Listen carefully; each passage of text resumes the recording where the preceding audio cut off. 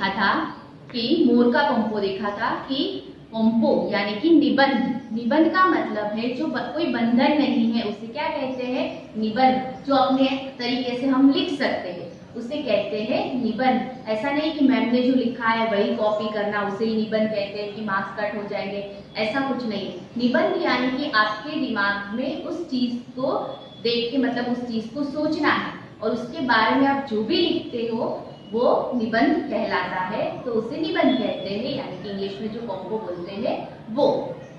तो निबंध में क्या ध्यान रखना है, एक तो जो लैंग्वेज है, भाषा, वो शुद्ध होनी चाहिए और सरल होनी चाहिए, और जहाँ विराम चिन्ह और विराम चिन्हों का जहाँ यूज होता है वो भी हमें ध्यान रखना है कि कहाँ अल्प विराम लगाना है, कहाँ पूर्ण विराम लगाना है, कि कोई सेंटेंस है जो खत्म हो जाता है वहाँ फुल स्टॉप करना है यानी कि पूर्ण विराम करना है, और कहीं हम सेंटेंस बोलते बोलते समय अटकते हैं तो वहाँ हमें अल्प विराम लगाना है।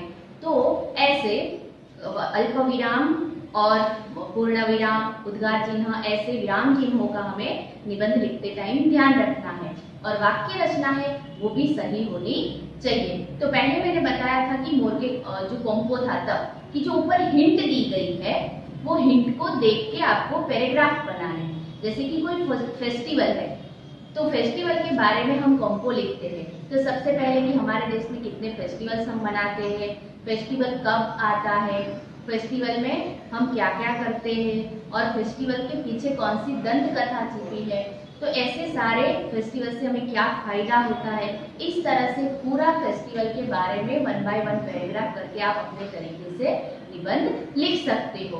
तो लास्ट मोर का कॉम्पो बताया था। अब यहाँ देखते हैं कि मेरा परिवार यानी कि माय फैमिली।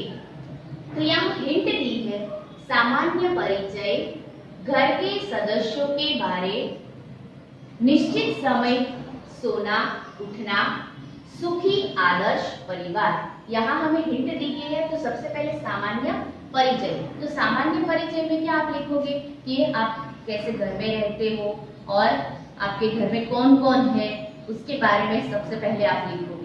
फिर है कि घर के सदस्यों के बारे में, तो घर के सदस्यों के बारे में आप तो क्या लिखेंगे कि घर के सदस्य में कौन कौन है, आपके घर में कितने मेंबर्स हैं और कौन कौन है और कौन क्या जॉब करता है, मम्मी पापा दादा दादी भाई बहन क्या पढ़ते हैं, कौन सी कक्षा में पढ़ते हैं, तो उन सब के बारे में आप लिख सकते हो कि कौन से समय पर जॉब पे जाते हैं, कौन से समय पर घर पे आते हैं, वापस आते हैं, तो ये सारे हम लिख सकते हैं घर के सदस्यों के बारे में।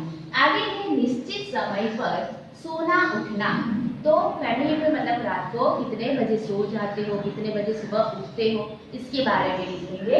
और लास्ट है सुखी आदर्श परिवार, तो मतलब कि परिवार में सब मिलजुल के कहीं कैसे घूमने जाते हैं और कैसे शांति से आराम से एक दूसरे के साथ मिलजुल कर रहते हैं, वो इस लास्ट पैराग्राफ के अंदर लिख सकते हैं। तो इस तरह से हम हिंट देख के पैराग्राफ बना के अपने तरीके से लिख सकते हैं। तो यहाँ मेरा परिवार दिया है, उसके बारे में हम देखें तो फर्स्ट है मेरा परिवार एक बड़े सुंदर और हवादार घर में रहता है। तो घर के बारे में बताया है कि मेरा परिवार एक बड़े सुंदर और हवादार यानी कि एयरिंग, तो ऐसा घर है, तो वहाँ मेरा परिवार रहता है।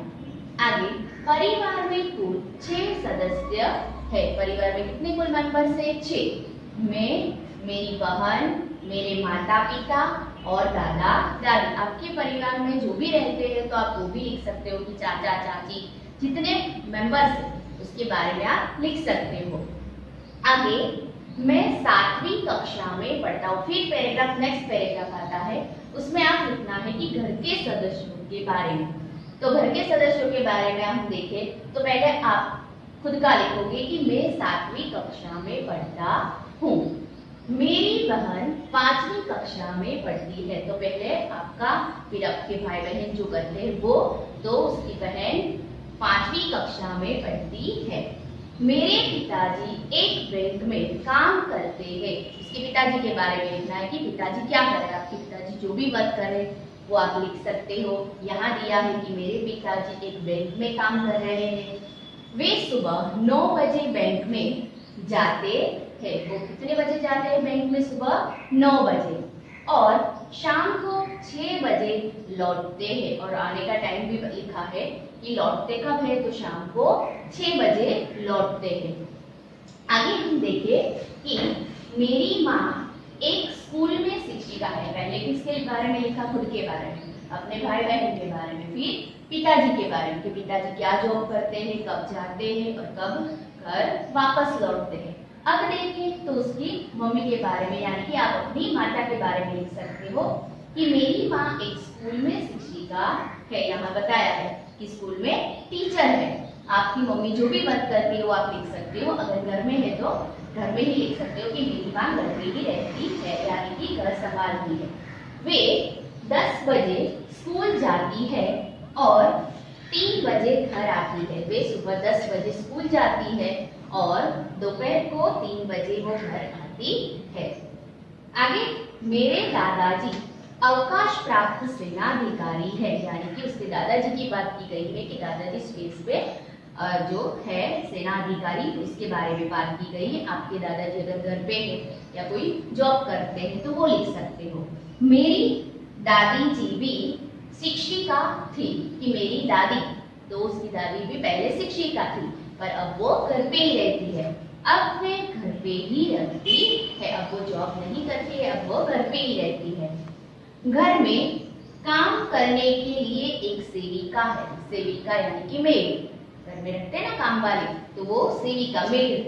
तो बोलते हैं कि घर में एक सेविका है, वह हमारे घर में ही रहती है, यानी कि उसके घर में ही रहती है और घर का पूरा कामकाज संभालती है। अगर आपके घर में है मेड तो आप लिख सकते हो, नहीं है तो नहीं लिख सकते। या चाचा चाची है तो उसके बारे में लिख सकते हो।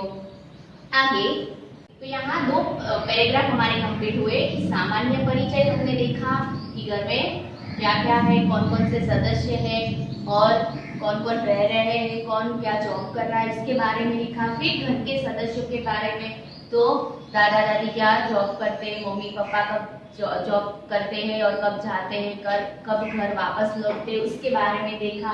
अब आगे देखें कि निश्चित समय पर सोना उठना, निश्चित समय पर सोना उठना। तो यहाँ हम देखें कि पैराग्राफ बनाया है कि हमारे परिवार में सब लोग सुबह लगभग 6 साढ़े 6 बजे उठ जाते हैं। यहाँ बताया कि हमारे परिवार में सब लोग सुबह लगभग 6 साढ़े 6 बजे, यानी कि मॉर्निंग में वो जल्दी उठ जाते हैं। 6 o'clock को 6:30 को उठ जाते हैं और रात को 10 साढ़े 10 बजे सो जाते हैं। और रात को 10 साढ़े यानी कि 10-10:30 को सो जाते हैं। बोलते हैं ना कि रात को जल्दी सोते और सुबह जल्दी उठते, वो हेल्थ के लिए बहुत ही अच्छा है। तो इसीलिए यहाँ भी टाइम वो बताया गया है कि 6 साढ़े 6 बजे उठते हैं और रात को 10 साढ़े 10 बजे सो जाते हैं। तो यहाँ समय की बात हुई। आगे, छुट्टी के दिन हम अपनी गाड़ी में कहीं न कहीं घूमने जाते हैं। छुट्टियों में आपके परिवार में, मतलब आप भी छुट्टियों में करते हैं ना कोई प्लानिंग, कहीं पिकनिक पे जाते हो या फिर 2-3 दिन की छुट्टी लेकर भी घूमने चले जाते हो, क्योंकि ऐसे रूटीन लाइफ में हम बोरिंग हो जाते हैं तो हम क्या करते हैं कि कहीं घूमने जाते हैं। तो वैसे यहाँ बताया है कि छुट्टी के दिन हम अपनी गाड़ी में कहीं न कहीं घूमने जाते हैं। और फिर है सुखी आदर्श परिवार। तो मेरा परिवार एक सुखी परिवार है कि मेरा परिवार क्या है, सुखी है। हम सब परिवार के जो सदस्य हैं, मेंबर्स हैं, वो साथ में मिलजुल कर रहते हैं, तो वो सुखी परिवार है।